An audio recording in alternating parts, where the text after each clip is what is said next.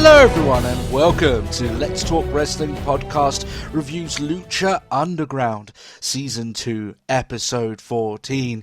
We are well into the middle of this particular season, and what a season it's been so far. But you don't want to know about that, you want to know how about this episode. And of course I've got my thoughts and my review there for you here today. Of course my name is Turbo Tony, and you may be wondering to yourself, Tony, you sound a little bit different. What's happening? What's going on? Well, I got my brand new headset over the course of this week. We got our first set of money through YouTube, so thank you very much. And went out and bought some a decent headset, the same as my co-host Matt's. So hopefully you're going to start seeing some of the quality of the audio go up. Well, that's our hope anyway. It might be a little bit different in terms of myself trying to figure out some audio levels and stuff like that. But at very least, things should be getting a little bit better as time goes on. Apart from all that, let's get all my plugs out of the way so we can start talking some Lucha Underground, of course. If you'd like to interact with us, you can do so via our Facebook page. Our Facebook page is facebook.com/Let's Talk Wrestling Podcast. You can also tweet us on our Twitter account, which is @TalkWrestlePod. And also, you can send us an email and any audio questions to our email address, which is letstalkwrestlingpodcast@gmail.com. Apart from all that then, let's actually get into the show. Now this show, it's a little bit different this week than it has been the majority of episodes in Season 2 so far. And what I mean by that is, usually Lucha Underground kind of follows a usual sort of formula, which is 3 matches, right? You've got a big main event that they would have promoted. And then you've got, let's say, you've got some build-up matches, maybe a good technical match in the middle sometimes. But then they'll have scenes that flank all those matches as they go across, including a starting and ending scene. This week was a lot different. They had 2 big matches, so they decided that they were going to be the only 2 matches on the card, and there was only one scene which happened right at the end of the show. So if you're one of those fans that likes Lucha Underground more for the story and more for the actual scenes and the character progression, stuff like that, this may not be your show, but it's still got some really good wrestling in it, and I definitely would still recommend it. So let's get straight into it then. The first match is Cage versus Johnny Mundo inside of a cage. No faffing about. Straight into the cage, right off the bat. And just a little bit of a talk here. I was genuinely thinking to myself, because there's been a lot of people I've spoke about in Lucha Underground so far in these reviews. I haven't spoken about the commentary team to a high degree so far. And the reason why I'm going to bring them up this week is I've literally just got off watching NXT. So I'm kind of matching up the commentary teams, thinking to myself, which one do I enjoy the most? And I have to go Lucha Underground. I have to go with Vampiro and Matt Striker. I do believe that they are currently the best commentary duo that I watch on a weekly basis. I'm sure there might be some other good ones. I just don't watch them, so therefore I can't give my opinion on that, right? So when I look at it in that front, and maybe that's because I'm not a bigger fan as the NXT commentary dynamic. Recently, I haven't been a big fan with Tom Phillips coming in and the kind of dynamic there. But I like the commentary team here. It's always done well. So that every now and then you'll get Matt Striker or even Vampiro coming out with a little bit of stupid shit. But overall, they enhance the show. They don't take away. They don't detract from what's going on in the ring. They're good, and they are enjoyable in that role. And then, like I said, they're, in my opinion, the best commentary duo out there that I watch. So, still. Oh yeah, and when I mean that, I'm not saying that I think that the three people on Raw are a better commentary group. No, absolutely not. No. So, one thing I did actually like in this match, that the reason why a lot of the time that wrestling shows will put on a cage match is because it's supposed to remove the chance of interference, right? It's supposed to stop other people getting into the match and make it more fair. And one of the things that I've always thought about, which has kind of annoyed me when it comes to cage matches, is that that's a pile of horseshit. And the fact is that it's not that hard. If you're supposed to climb out of the ring, it's not that much harder to go from the outside into the ring, right? So Taya completely out-front the majority of this match. She's like, well, yeah, she kind of, I'm glad that Lucha Underground realizes this, and then just fuck it. She's throwing shit into the ring. She's whacking Cage on the when he gets up to the top. She goes up and down that cage like it's nobody's business, right? Eventually, she ends up making her way into the cage. So the whole point of it here, where how everyone says, oh, it keeps the interferences out and everything. I'm just glad that the Lucha Underground's a little bit like, yeah, we understand that it's. Come on, you're asking us to suspend our disbelief. It's not that hard to get up that side of the cage. I mean, in WWE, they had a fucking door. There's a door in the cage, and they keep trying to sell it. Oh, they're never going to get into this cage. There's a fucking door. Of course you can get in. So, it's ridiculous on that front. But still, so Cage is essentially fighting the two of these people again. I thought this was quite a fun match. The kickoff this week, some big high spots off the cage on the top of the turnbuckles, of course. Now this cage isn't huge. It's not. I would probably say it's just a little bit smaller than the WWE cage, but even then, that's still some height, right? So, some big spots there. You got Cage power bombing Mundo into the steel, which was quite an awesome visual to see him all bent up, folded up, with his head just like scraping against the chain link. One thing I didn't like in this match. So you got Taya. She's throwing things in like a kendo stick. She throws in the steel cage, right? And of course, Johnny Mundo benefits from that. He hits Cage with that chair. It's not the fact that he hit him with the chair. It's where he hit him with the chair. He takes a fresh, not blocked at all, chair shot straight to the top of his noggin, right? Which is worrying, considering that all the things that we know now about concussions and people getting genuine brain damage from taking hits of these sort of ilk didn't sit too well with me. And I'm sure some fans will remember back when I said on the Episodic podcast that I said that while I agree that chair shots to the head, thematically, they look dirty. They look far more devastating than a chair shot to the back, right? I firmly agree with that. But it's one of those things where if it's too damaging, then I'd much rather them not do it despite how devastating it looks and how it can enhance the match. I'd just rather them not do it. It's got to be safety first. So I did worry about that there. I do hope it's a rare occurrence that they do these sort of things. I mean, I know they put their bodies on the line, these guys, and they're trying to get noticed. But just be a little bit careful on that front. Mundo has the match won here as he climbs out. He tries his finisher, even though he could have just left, but he misses. Taya takes Cage out from the top of the cage with a crossbody. She jumps up. So literally, she's climbed up now. She's like, fuck it, I'm in this match now. I don't give a shit. And she does a crossbody from the top of the cage, which is absolutely mental. Props to her for that. Because I know it's quite a safe move, a crossbody. Jumping onto Cage, he's a big guy. I'm sure he would take good care of you.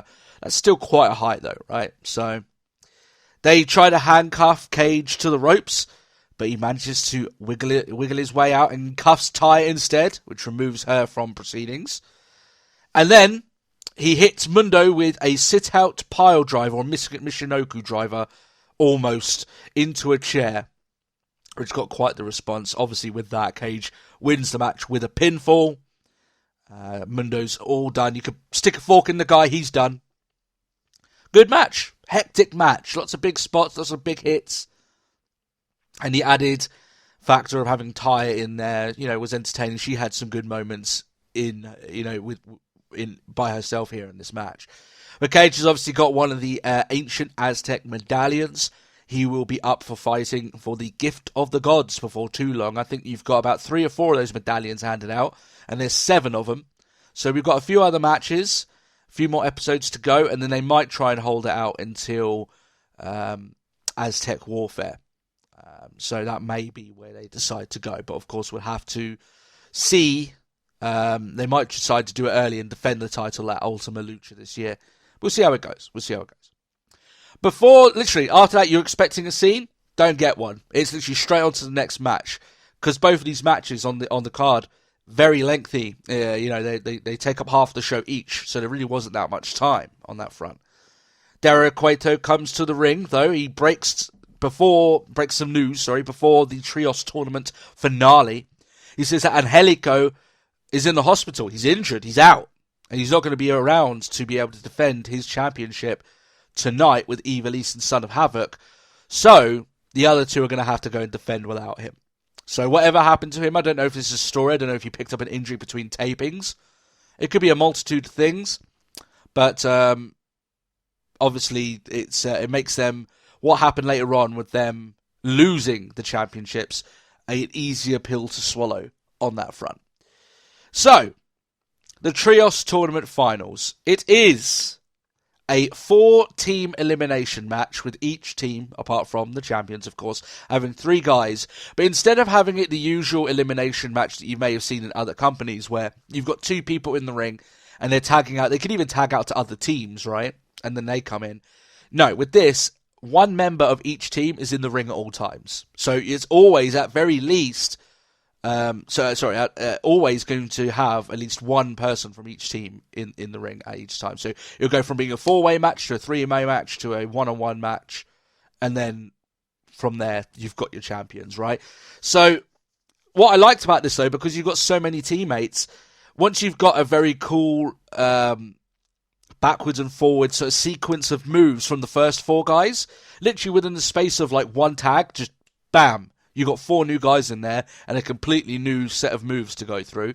So it's very entertaining, right? It sort of epitomizes the mantra that Lucha Underground seems to live by, which is entertaining chaos, right?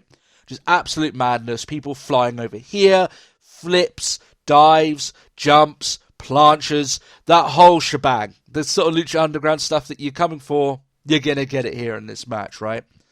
It comes to a point where the match essentially degrades into a series of just plain dives to the outside, and you get about 6 or 7 in a row. So, pretty mental here.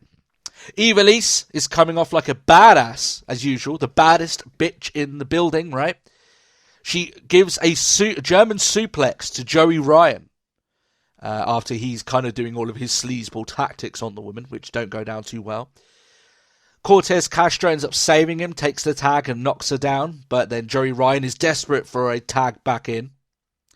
But Cortez Castro obviously not having any part of him. I'm sure that's going to go back to bite them with their with the officer that's leading their investigation. If you remember, both of these are undercover police officers supposed to be working together, right? So, yeah, with that distraction, Ivelisse manages to roll up Cortez Castro, pins him, they're out.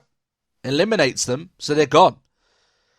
So, while Ivelisse is picking up, she's putting up a pretty decent fight here, PJ Black ends up getting into the ring. He kicks her in the head while she's got Jack Evans in a pin. Jack Evans then rolls it over, pins Ivelisse, beats the baddest bitch in the temple, eliminates the champions. They're gone. We'll have new champions, new Trios champions. New Trios champions entirely, considering the fact that the only Trios champions we've had before were Ivelisse, Son of Havoc, and Angelico, and then you've got the now dead Disciples of Death, right? Which is ironic. So, the fact here is that there's a point in this match which actually genuinely made me laugh. You've got Vampiro dropping some veteran knowledge on us in the final blows of this match. He says, when all else fails, poke them in the eye and kick them in the balls. Now, you're not going to find any argument from me. That is effective tactics. That's going to stop a guy pretty bad, right? It's going to stop him right in his tracks. Mysterio hits the 619. Azteca hits a beautiful DDT. His float over DDT where he kind of launches himself. Oh, it's a thing of beauty. You've got to watch it. And Mysterio then finishes off the match. I think he pins Jack Evans. I could be mistaken. But they end up winning the championships. The Trios championships. Mysterio, Dragon Azteca, and Prince Puma win the Trios championships. The first titles that Dragon Azteca and Rey Mysterio have claimed in the company so far. Good match. Just if you like these just chaotic mental matches that Lucha Underground has. I mean, you've got guys flying left, right, and centre. If I was going to try and explain to you all the different high spots and moves in here, I don't even think I would come close to explaining to what was going to happen here. So I won't even try. If you like that crazy, non-stop action, not even a second thinking time, just bang, bang, bang, bang, bang, move, right? Then you will enjoy this match. And it's got a big finish with new champions. Just before the end of the show, I know this is a smaller review than most, but with the lack of scenes, not really much for me to really talk about here. We get our only scene of the night, and it's a hooded figure who tells none other than Pentagon Jr. to stand up. Now, Pentagon Jr., when he rolls in, he's in a wheelchair. He's completely crippled. Matanza literally broke his back, right? He made him humble, ladies and gentlemen, right? I'm sure that Iron Sheik was very happy with that, with what Matanza did to him. The hooded figure, of course, is Vampiro. Takes off his hood, keeps telling him very loudly, very aggressively, get up, get up. But he can't. I mean, he's got a broken back, so even though he gets himself up to a certain degree, he just flops to the ground. He can't do it. He's not able. And then Vampiro tells him, just very bluntly, you're weak. Leaves a candle beside him and leaves. So very ominous here. Obviously, Vampiro is still working with Pentagon Jr. I always thought, in terms of the story, that he would have been anyway, that he's kind of working both roles here to his advantage. But it's a case here where he's testing his pupil. Right, he's testing him, seeing what he's made of with this injury. It's very Batman, the night, the Dark Knight Rises. Bane breaking his back. He's got to test himself, come back from it, become better than ever. I've kind of got that sort of vibe from it here, and that seems to be where they're going, and I'm okay with that. So my overall thoughts for this show, good. But it's good for a certain reason, and I think that some fans of Lucha Underground may watch this and they'll be a little bit disappointed with the fact that you don't have more of these scenes, and you don't have, for instance, Lucha Underground has a really good way of building up main events for the next week. There was nothing like that here. There was nothing setting up a match for next week.